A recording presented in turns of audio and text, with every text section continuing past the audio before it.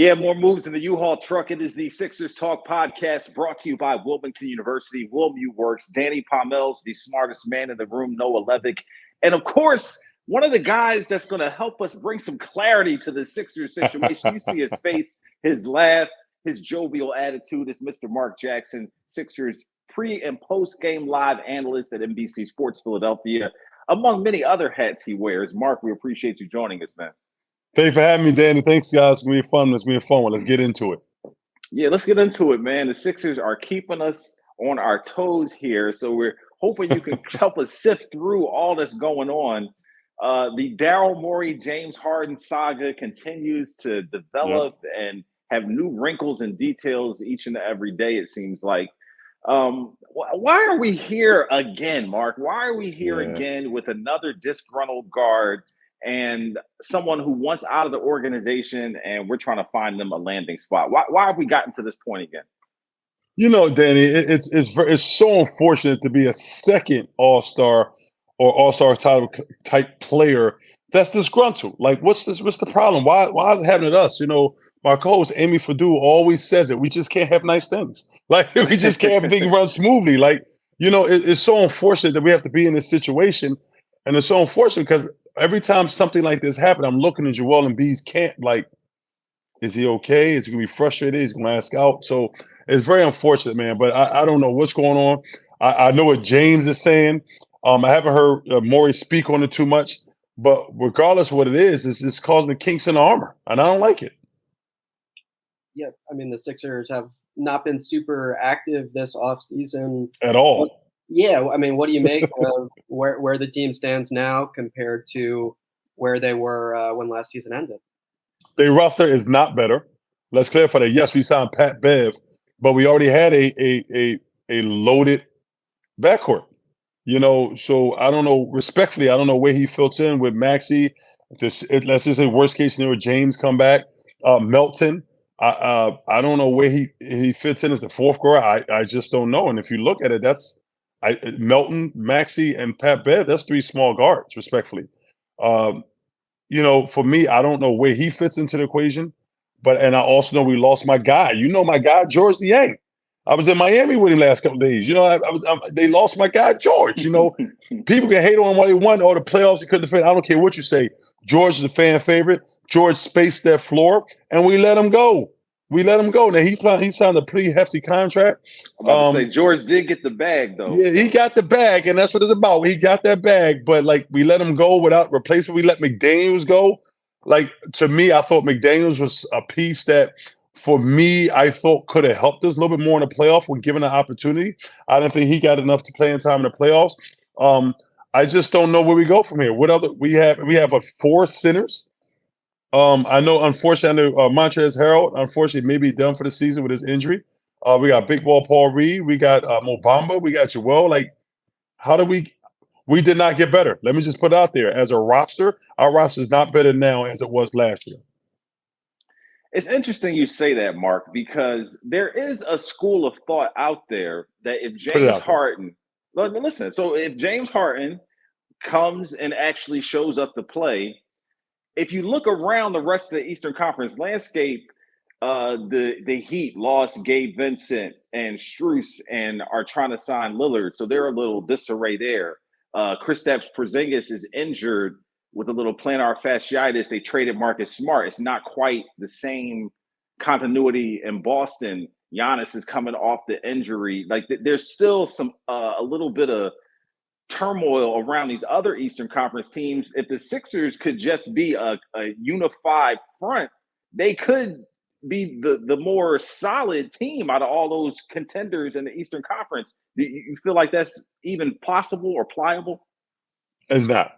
It's not in this year. Going into the season, we just listen. Y'all know me from Philly. I'm telling the truth. Listen, even if James come back, the disgruntledness he will bring to that locker room is going to affect the team. And he's made it perfectly clear he's not coming back. The team was in LA working out as a mini camp. The only player wasn't there was, let me see, James Harden, and he lives in LA. So, like, you know what what can it be? What can go on? We bring him back. He's disgruntled. If he's not, then the whole question is he happy? Is he not happy? Is he going to play hard? Is he going to wear the fat suit? Is he not going to wear the fat suit? It's a lot of questions going on there with James, man. Like, it's unfortunate he's saying a lot of it has to do with Morey. But I'm like, if I'm Joel, if I'm Maxey, like, but damn, we ain't Morey. So why you take out us? And you not being here, taking out us?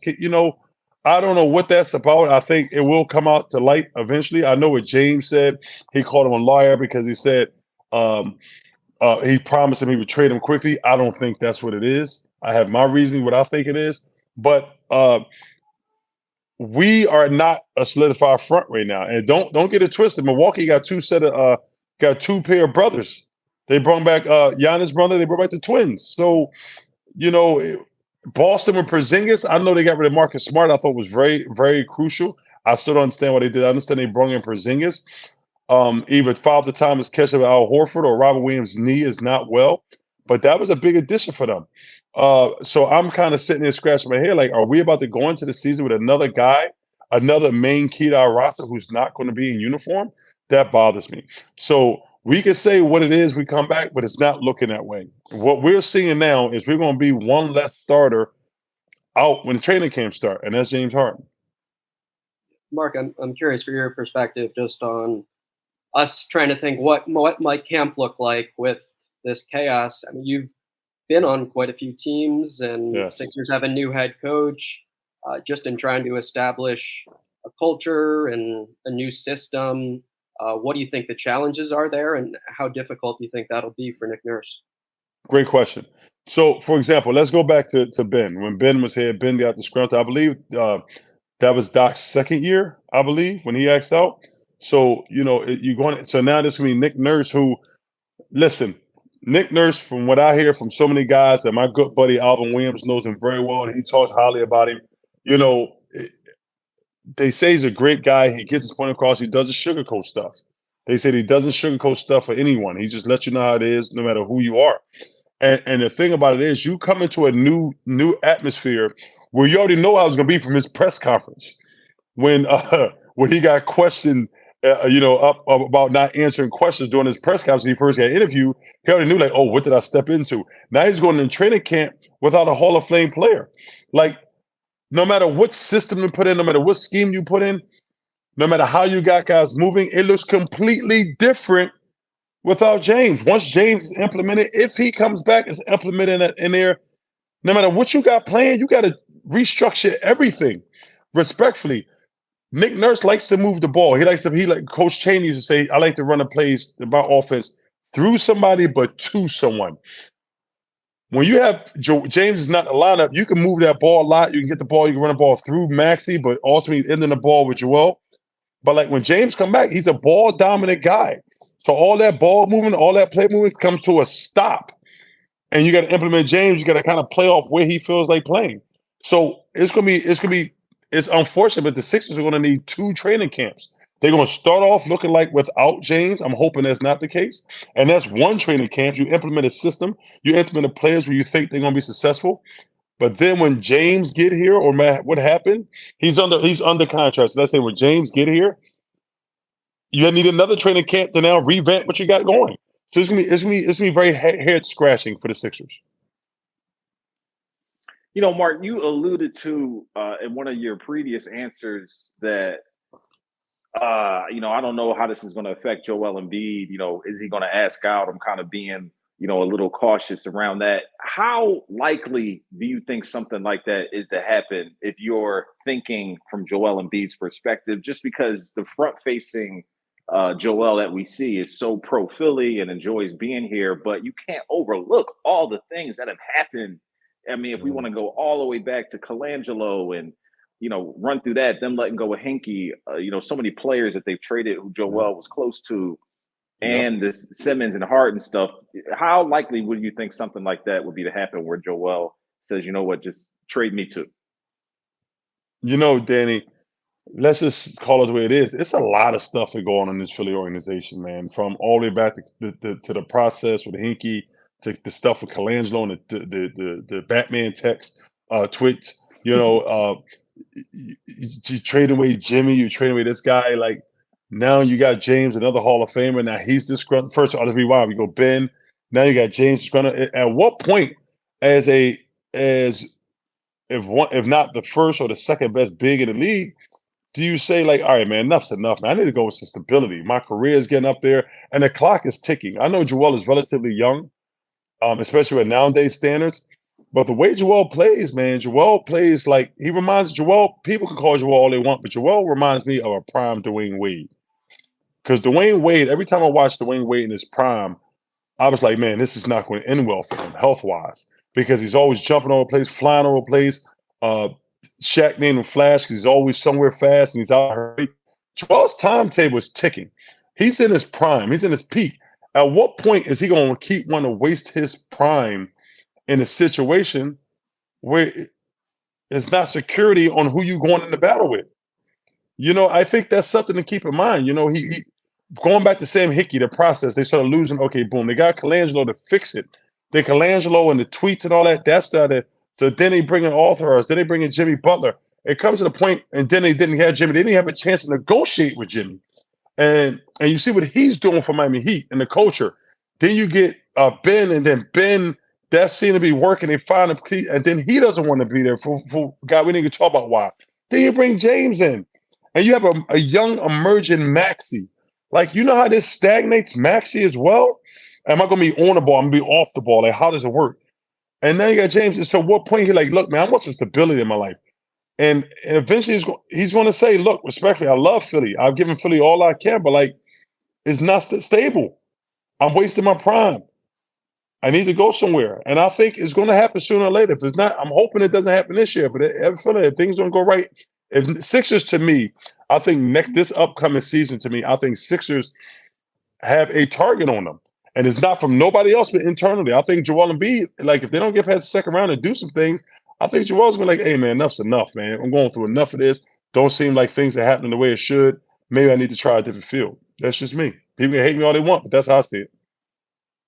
Yeah, you mentioned Tyrese Maxey, and again, seems like the Sixers have a lot of chips on him improving. Do you foresee that happening? And I guess what specifically are you looking for with the skill development for him this year? Okay, so I love talking about Maxey because you know why? I think I have a different perspective on Maxey. A lot of people see Maxey. Maxey is not an off-the-ball guy. I know. Listen. I've been talking having this conversation with so many different NBA players, and a lot of them disagree with me. They see because of his shooting ability, his ability to score, they think he's pretty much an off guard.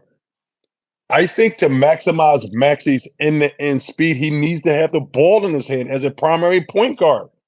As a ball in his hand, people say, "Oh, he's going to get a lot of turnovers." Yes, he's going to get a lot of turnovers to start off with. But if you put the ball in his hands and then you nurture him and you mold him, they will eventually cut down. But if you never put him on the ball, you keep him off the ball. I think off the ball, I don't think Maxey, I'm going to get killed for this, but I think Maxey's a real version of Jamal Crawford. And that's a six man. To maximize Maxey, he needs to be on the ball. He needs to be a la Tony Parker. He needs to be looked at as Tony Parker. Tony Parker will tell you he always is top 5 in the NBA with points in the paint. He always averaged 20-something points a game. Why? Because Popovich made a deal with him. If you can get down the court and score the ball before Tim Duncan or David Robinson get you freedom. But once that ball is in the half court, you know who to get that ball to. Where's the difference with Joel Embiid and Maxey? Maxey's end-to-end speed is top 2, top 3 in the league, maybe behind Fox. When he has the ball in his hands, he's putting so much pressure on the defense, making a backpedal, where he gives him another element to scoring the ball. Get it down, he can't get a puck, he brings out, we set up, the ball goes to Joel or Tobias. Period. But when he's off the ball, sometimes he's on a wing sprint, he's waiting for the ball, and he's not getting it. And I'm like, and then his plays last year and the year before, where he's kind of sitting and taking plays off 3 or 4 plays, not because he want to, because the ball didn't find him. And then when he's trying to score in bunches, a la Jamal Crawford. So for me, with this being a big contract year with Maxey, we look at him 2 ways. Do he wants to be Jamal Crawford or he wants to be a Tony Parker? I think if you ask him, he wants to be more of a Tony Parker. And I think he needs the ball in his hands to do so. That's interesting. Yeah, and it leads also into, in a world where James is not here, do you like the idea of DeAnthony Melton starting next to Maxey because Melton is comfortable taking those catch and shoot threes, doesn't need the ball in his hands a lot, or are you thinking there's a better way that they could make the starting lineup there? For me, it's like you have to go with what you got. Respectfully, Melton. I think Melton has proved Melton has been the steal for any NBA team in the entire league. You start him, you bring him off the bench. I don't know what you want him to cook dinner. I don't know. He just seems to be so versatile to do whatever he wants. Like Melton he's been such a breath of fresh air that he's did everything we needed from him and more. So for me, I think Melton's going to be fine no matter what role you come in. But I think Maxey and Melton, that's a small backcourt. But if James not here, what else can we do? Who else can we put in that starting lineup? It has to be Melton. And Melton has showed you as a starter or coming off the bench, he's going to give you something. No matter what it is, every given night. You need three-point shooting, he's going to give that. You need lockdown defense, he's going to give you that regardless. You need a guy to score off the bench or get point. He's going to do everything you need from him. He is a coach's dream.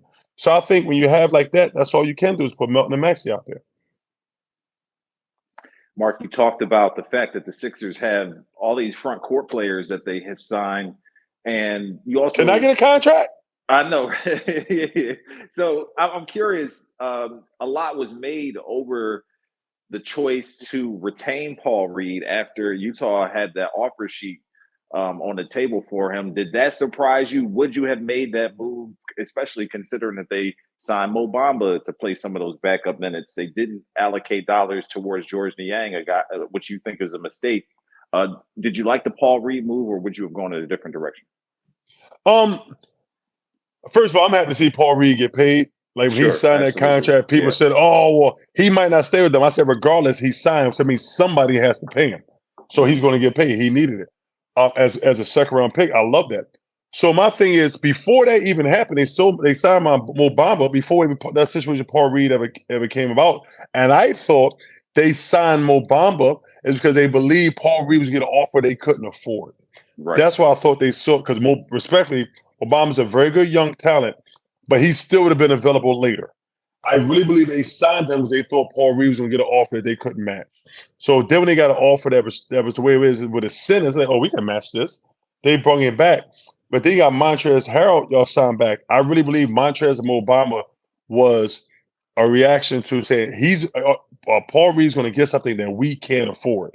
So let's at least have two more guys. It's a safety net, and that's what Mo Bamba and Montrezl Harrell was.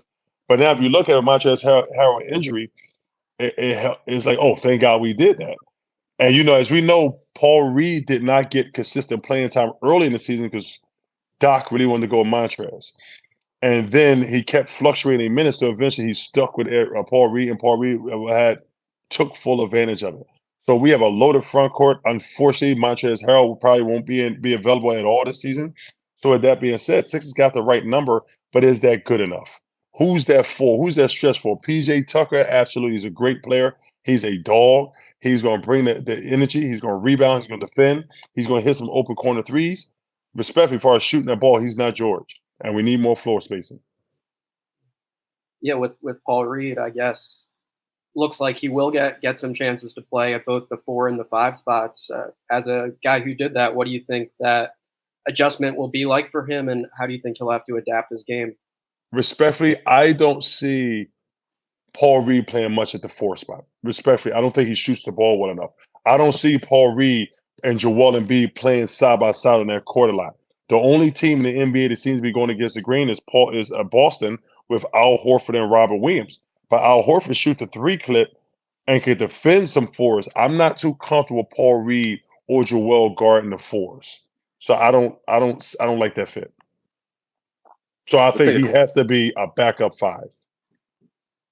Let's take a quick time out and pay some sponsors. We've been rolling pretty hard and heavy here, and some great knowledge Marc Jackson is dropping on us. Of course, we are brought to you by Wilmington University. Find your higher education home at Wilmington University, where your academic success is celebrated by a caring community. Explore your opportunities at wilmu.edu. It's time to rush to new rewards at Rivers Casino. Now there's a whole new way for you to earn, redeem, and level up your rewards. Get your new Rush Rewards card and get more out of your game at Rivers Casino Philadelphia. Gambling problem, call 1-800-GAMBLER. Back here on the Sixers Talk podcast, and we did some player diagnoses our last podcast, Mark. Diagnosis. Oh yeah, right. However, that's supposed to be said. But we diagnosed some players. We examined one thing that they could improve going into next season. PJ Tucker was an interesting case because he plays minutes that don't necessarily translate to the amount of production that he gives the team. I know. So I see you laughing. I'm curious how you see him benefiting from Nick Nurse's system and how they adjust to getting him on the floor in the proper times and the proper situations. Because Noah talked about the fact that the way they used him in Miami was a lot different, and he played a lot more versatile and was able to produce offense for them that we didn't quite see here with Philly. So I'm curious if you like the role that they had him in and how you see that improving with Nick Nurse.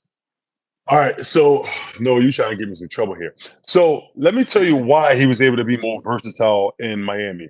Because he didn't have a guy, respectfully, I mean this with all due respect, he didn't have a guy on the team that dribbled the ball by himself more than the entire other team, total team combined. So he was able to be on the ball more. With James Harden, he can't do that. Respectfully, James Harden is a ball-dominant player, and you just got to fit in when you get in when you fit in. And unfortunately, he has to just go sit in the corner and wait for the ball because you have four offensive players. You have James Harden, Maxey, Tobias, and Joel.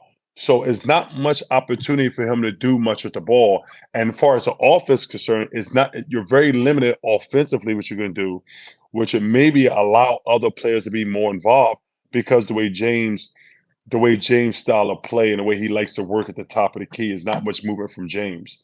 So he's limited with his contribution he can bring to the Sixers offensively. So the only place he can be is in the corner. You know, as you go back, let's go even deeper than this. Tobias Harris. Tobias' role was limited to just pretty much being a spot-up shooter because he couldn't do much things to touch the ball because there was too many guys before him that was very ball dominant. So I don't think the role changes with PJ Tucker if James Harden's in the lineup. Yeah. What about Tobias Harris? Do you think there's any way he can be better? He's made these improvements to different areas of his game. Yes, he has. Sharper defensively than when he got here, but at this stage of his career, do you think he can take any further strides in any specific ways? I think Tobias, and I know Pete was killing. Now, this is an unfortunate part, but it's part of the game. You get evaluated by your play, by your contract. That's unfortunate. But he was a max paid player, and people didn't like his production being a max paid player.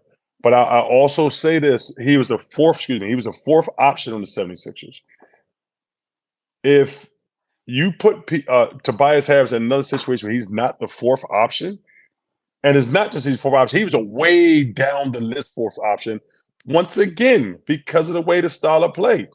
I think Nick Nurse will try to change that up and get what he can get more out of Tobias because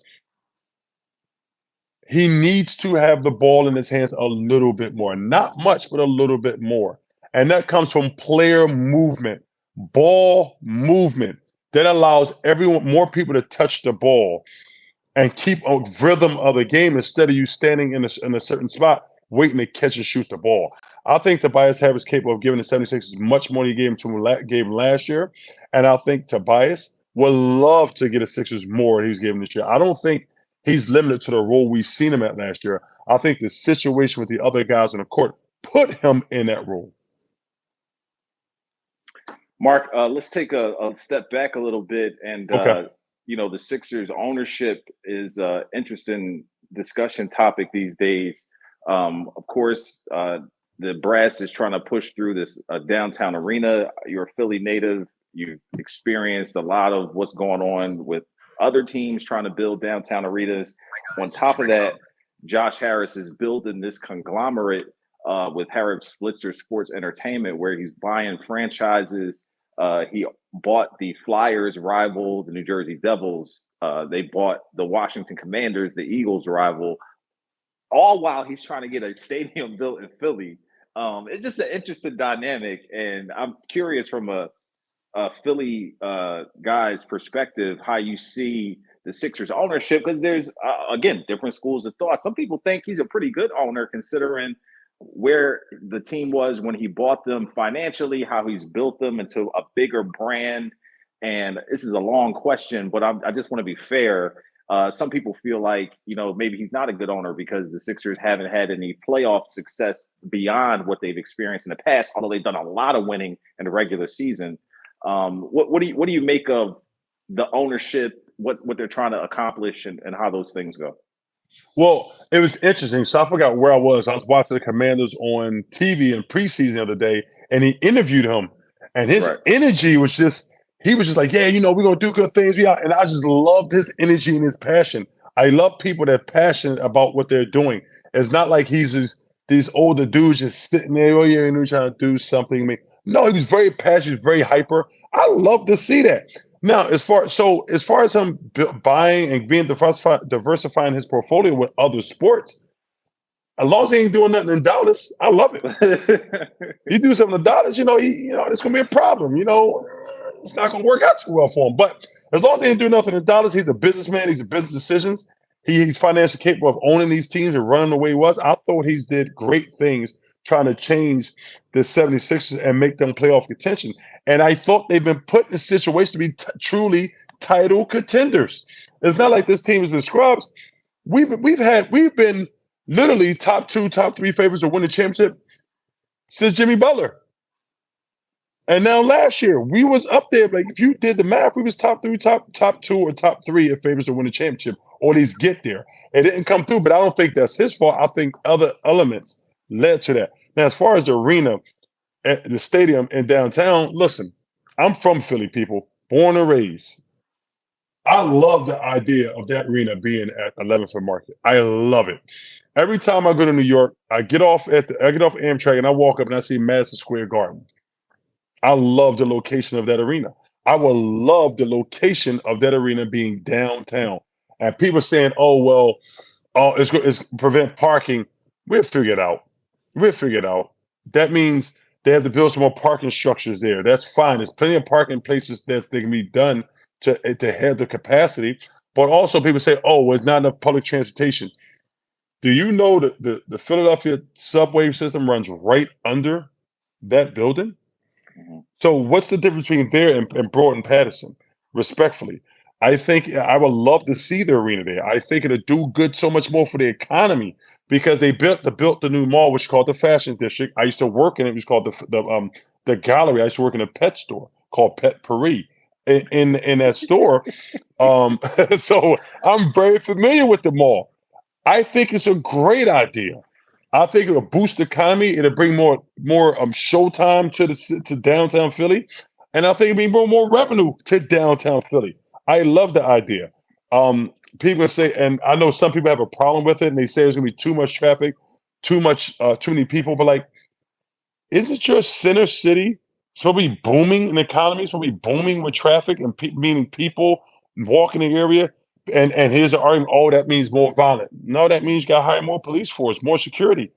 It's an evolving door, but I think it's something that'd be great, not just for the franchise of the 76ers. I think it'd be great for the economic growth of the city of Philadelphia.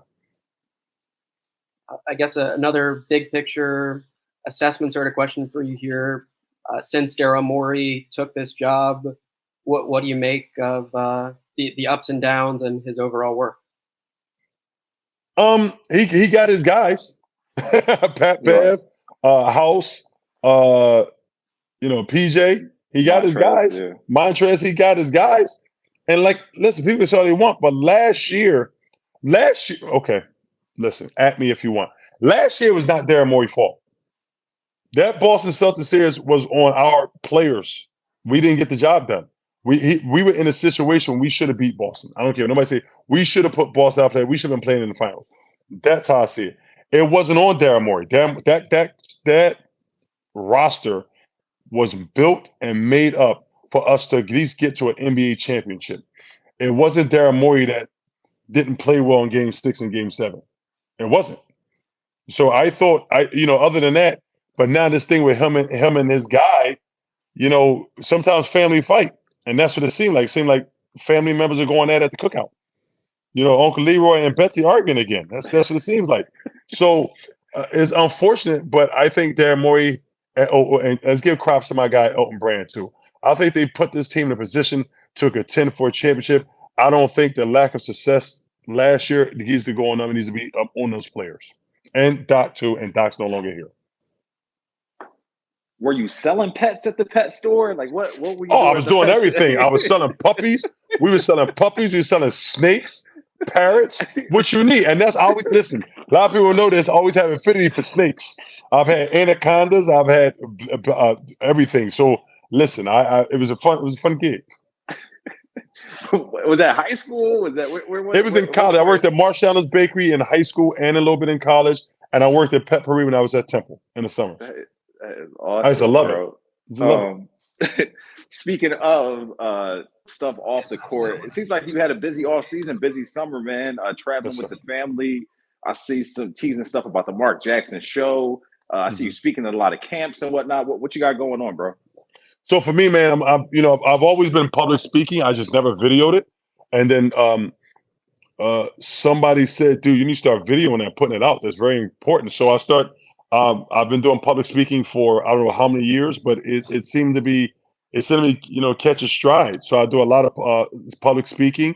I'm also speaking in a couple of weeks, speaking in front of Ben Sellem's entire school.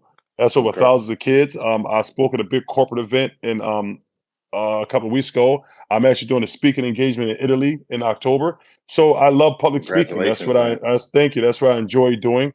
I love talking basketball on TV more, but I also love this. I think it's time for me to evolve into something to change, not just change, but to manifest into something bigger and give myself more to other people.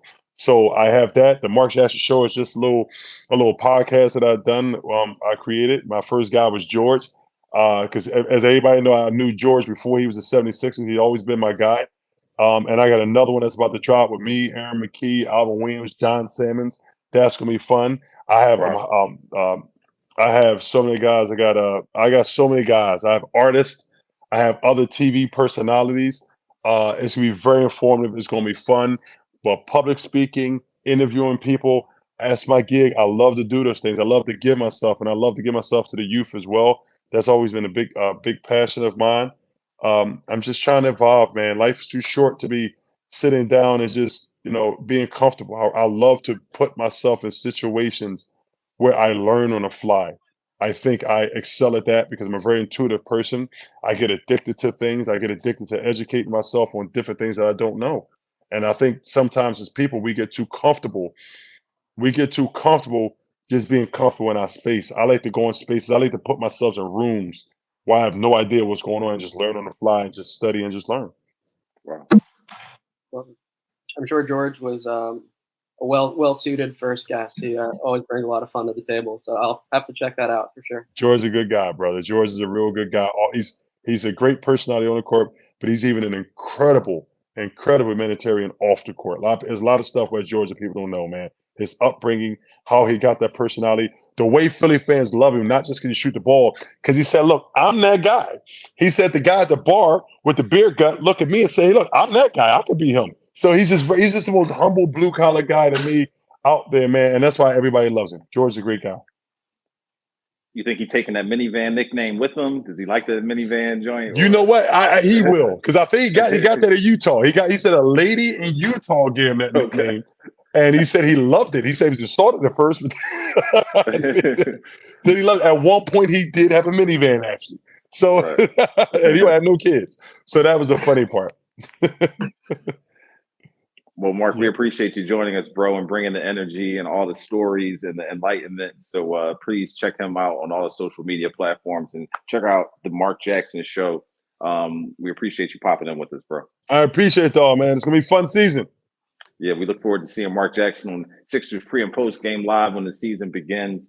For Noah Levick and Ben Barry, I'm Danny Pomels. Thanks for listening and watching the Sixers Talk podcast. We'll see you next time.